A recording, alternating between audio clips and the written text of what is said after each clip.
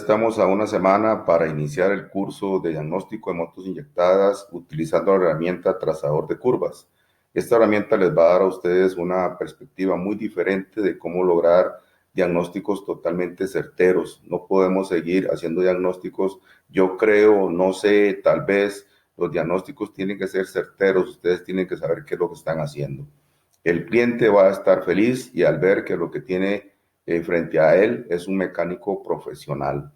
Voy a dar un vistazo de lo que va a ser este curso, así que prepárense. Espero que ojalá ya hayan bajado el Zoom, ya tengan su celular listo y lo sepan utilizar. Cualquier duda, ahí va a estar abierto para este seminario y ahí podremos evacuar cualquier problema de lo que sea. Voy a darles un vistazo a lo que realmente es esto.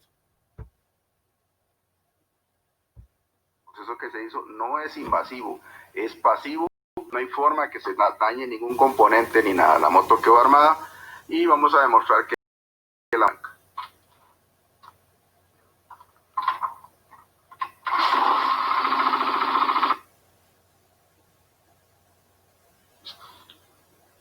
Listo. Ahora vamos a conectar la tierra.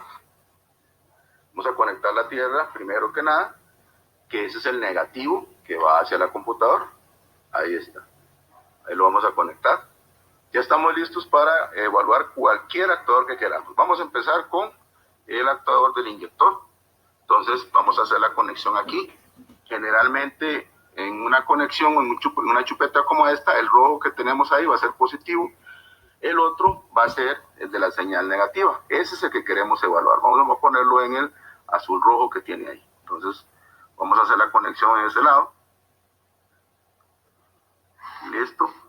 Y ya con eso vamos a ver qué fue lo que mostró el osciloscopio.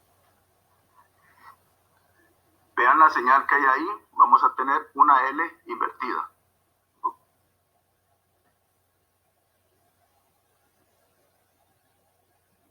Vamos a empezar con una prueba para que podamos visualizar cuál es el comportamiento de estos componentes en el trazador de curvas. Tenemos que prender, por supuesto, porque está siendo alimentado por la energía del trazador de curvas y vamos a ver la señal. Esa es la figura de un diodo.